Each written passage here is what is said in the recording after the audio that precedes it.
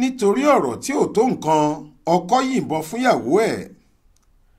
Àwọn aláṣẹ iléeṣẹ́ ọlọ́pàá agbègbè Nnkan nípínlẹ̀ Edo láwọn ti fọwọ́ òfin mú ọkọ ìyàwó kan ọ̀gbẹ́ni Okira tó yìnbọn fún ìyàwó rẹ̀ abilékọ Tina Okira nítorí ọ̀rọ̀ tí ò tó nǹkan.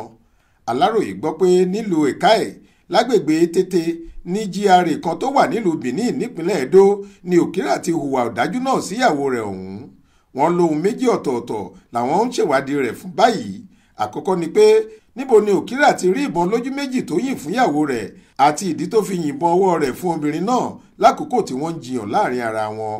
Wọ́n ní lópin ohun gbogbo àwọn máa fojú rẹ̀ balẹ̀ ẹjọ́ kó lè lọ káwọ́pọ̀ ìrójọ́ níwájú adájọ́ láti jìyà ẹ̀ṣẹ̀ ohun tó ṣe yìí.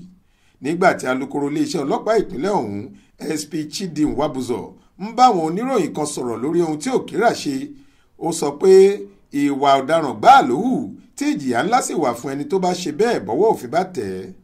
Alukoro ní àwọn àgbààgbà agbègbè Nnkan ni wọ́n lọ fi ohun tí Okira ṣe tó àwọn ọlọ́pàá tẹ̀sán kan tó wà lágbègbè New Etete Division létí lọ́jọ́ 3 oṣù kẹfà ọdún yìí pé Okira yìnbọn fún ìyàwó rẹ̀ abilékọ Tina Okira ọwọ́ òsì níbọn náà ti bà á. Omidan Joanke Okira ọmọ ọdún 9 tó jẹ́ ọmọ tọkọ-tìyàwó yìí tí wọ́n mú dání lọ sọ́dọ̀ àwọn ọlọ́pàá jẹ́rìí sí i pé lóòótọ́ ni bàbá òun Okira ló yìnbọn fún màmá òun lákòókò tí èdè-àìyedè kékeré kan bẹ́ sílẹ̀ láàrin àwọn méjèèjì.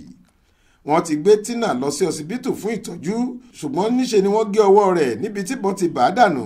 Àwọn dókítà ní kò sóhun táwọn lè ṣe sọ́rọ̀ ọwọ́ náà rárá àfi kí wọ́n gé e kó má bàa ṣàkóbá fún un lọ́jọ́ iwájú. A ti fọwọ́ òfin mú Okira báyìí a sì máa fojú rẹ̀ balẹ̀ ẹjọ́ lẹ́yìn tá a bá parí ìwádìí wa tán nípa rẹ̀ gẹ́gẹ́ bí alukoro náà ṣe wí. Adéwálé Adéoyè ló ṣàkójọ ìròyìn yìí fún iléeṣẹ́ tẹlifíṣàn Aláròye online. Faith Adébọ́lá ló kà á sétí ìgbọ́ yín.